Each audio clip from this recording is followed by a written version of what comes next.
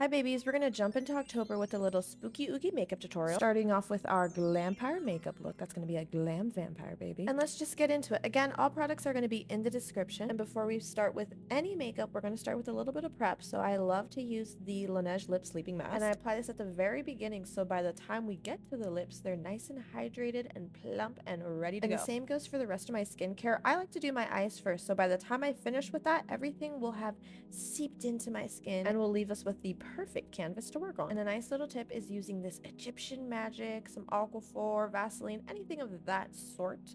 And I like to put it under my eyes and just in any areas where I know I'll crease a little bit more, and it just kind of helps create a nicer finish. And of course, we're going to be putting the Anastasia Beverly Hills primer in the areas that I want to help illuminate a little bit more, like my inner eyes and my brow bone. And we're going to go ahead and get any cool tone palette. I'm using this one from MAC, but again, please do not feel like you have to have the exact same palette as me to achieve this look. You're going to get a gray shadow and buff that into the outer 2/3 of your eyes. And with a darker brown shadow, we're just going to slowly build up kind of a liner, but not really because it is thick. And to just really help it all come together, we're going to shimmy in both of those shadows and help buff out those edges so there's not this harsh line. And again, you can always go back in with a bigger fluffy brush and just really make sure that blend is nice and seamless. And again, if you haven't noticed, the smaller in brushes I go, the darker the color it is, because I really want to make sure that I have total control of where all the shadow is going. And so we're going to stamp in a tiny little obtuse triangle on the outer corners of our eyes. And the word of the day is blend. Blend that baby away. Make sure you don't have any harsh lines. And listen, not all shadows are created equally. I tried to go in with this white shadow from MAC. Wasn't working out.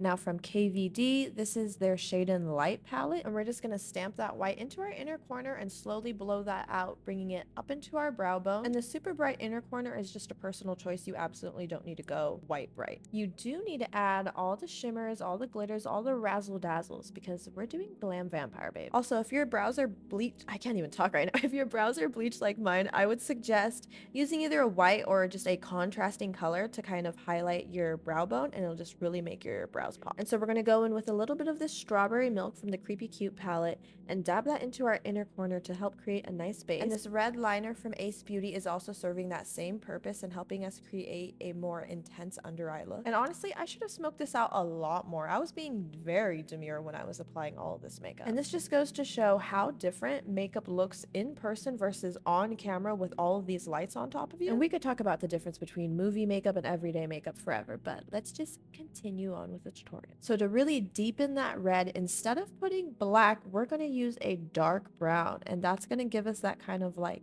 dried blood effect, we'll say. And again, I will go back and forth with all the different size brushes until I am pleased with the gradient. And we're going to add a little bit of that strawberry milk again on the inner third of our eye, as well as start building up our highlight and shimmer. I was using the Metal Crush palette, but I realized that the Kilowatt highlight is superior. And so we're going to be applying some gems to the inner corners of our eyes. Ideally, you would like a little wax pencil to help apply the gems, but I just have tweezers and they work fine. Do I lose a few? Absolutely, but that's why I buy them in bulk. And so I thought I recorded it, but you don't see me doing it. I dipped my brush into some Mehron mixing liquid, got a little bit of our, oh, she's gorgeous, Danessa, Myricks, some kind of pigment. Let me see, they're discontinued. But when that powder gets mixed with any kind of liquid, it just turns into this gorgeous little foil. And so with our lashes, we're going to curl them at the base, the middle, the end, and then apply as many layers of mascara as your little heart desires. And I do like to apply my white eyeliner before I do my base, just because I know I'm going to be touching it. And if you've seen my other videos, you know I like to apply the product straight onto the back of my hand. This will allow it to warm up before I bring it onto my face, and it'll just melt right in. And so we're going to apply highlight to the highest part of my cheeks and the tip of my nose, as well as the center of my nose and my cupid's bow, and this will just shine right through our foundation a little bit. And so I'm going around my face and dolloping a little bit here, a little bit there, like moisturizer, and then we're just going to go ahead and rub that right in. This is going to end up giving us a more skin-like finish while still allowing us to build up the coverage. And again, the warmth from our hands is allowing the foundation to melt into our skin versus just sitting right on top of it. And with the base layer down, we can go ahead and add any more coverage in any areas that we deem suitable.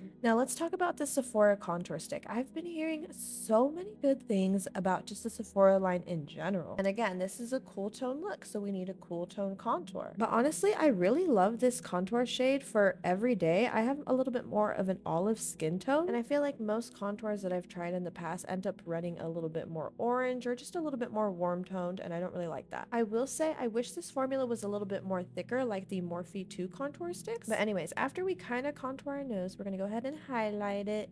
And this is where we let our highlight just sit, or a concealer just sit on the nose and under eyes for a little bit. And since this is a vampy look, we're going to add a little bit more white to it. We're not doing a straight up white face because Latinas can be vampires too. And so we're going to go ahead and just let that sit there for a little bit while we buff out the rest of our contour all over our face. And I like to do the contour on my cheeks last, just so that I have a little bit of leftover product from the rest of my face on there. Like I said earlier, this product is a little bit on the thinner side, so I definitely feel like it's something that I try to build up as I go. And so we're going to go ahead in with a damp beauty blender and blend out any highlighted areas aside from the very center of the face. Again, I try to leave that for the very last. And then when we get to our nose, we're going to use a smaller fluffy brush just so we can keep everything nice and precise. And at this point, if your contour was too harsh, you could always use the back of your beauty blender to blend it out. And we're going to go ahead and bring some of that product down under our nose just because there is a little bit of redness there. And baby, this Patrick Ta blush is absolutely gorgeous. I only put a little bit on because again, we're vampires. But I may have just found my new everyday blush, and I love that it's a 2-in-1. So that means we got a cream and powder blush. And so normally I would tell you to be very careful when blending out your concealer right here. But since my eyeshadow is blown out all the way down past any creasing in my eyes, it really doesn't matter. And as you can see, I still bring down the eyeshadow a little bit more. And I still stand by setting your blush first with blush and then setting your under eye with the setting powder. And what does this do? This helps us achieve a more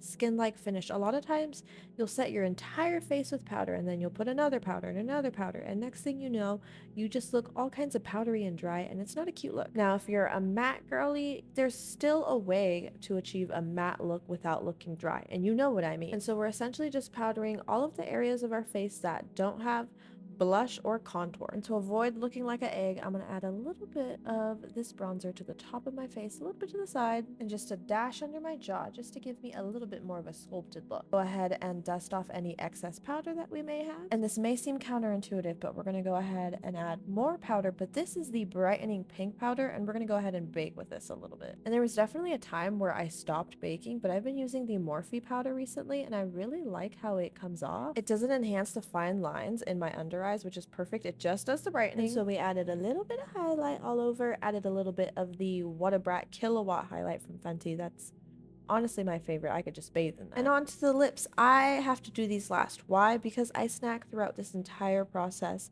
There's no way I'm not eating while I'm doing my makeup. I'm sorry, there's just no way. And so why line my lips if I'm going to go in with the brush and line them again?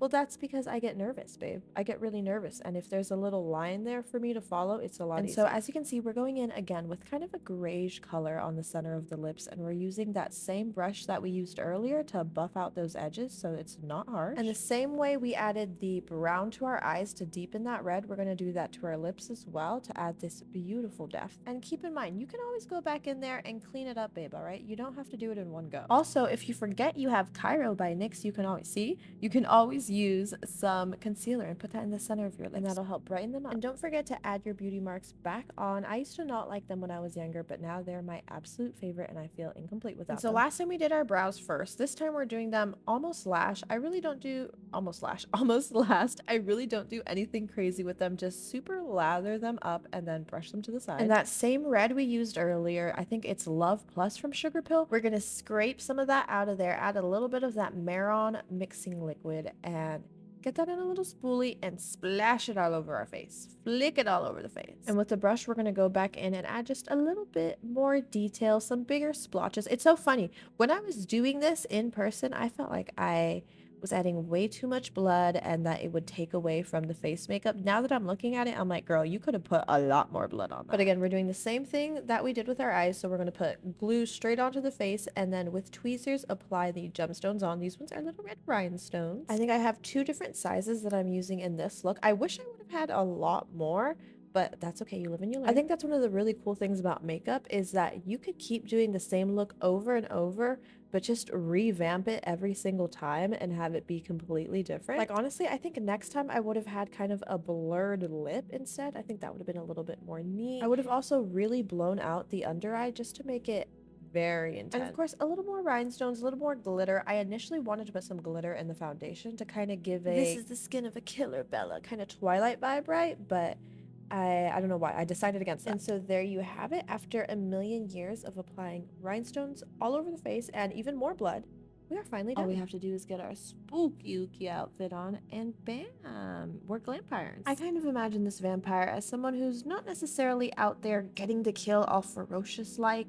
I just have a crazy straw on me and you know, I'm getting my drink. Maybe I get a little crazy and it splashes all over my face due to excitement, but she's not messy, babe. She's classy, she's friendly, and she serves face. Anyways, if you watched the whole video, thank you. I love you a million, and we will talk to you later. Bye.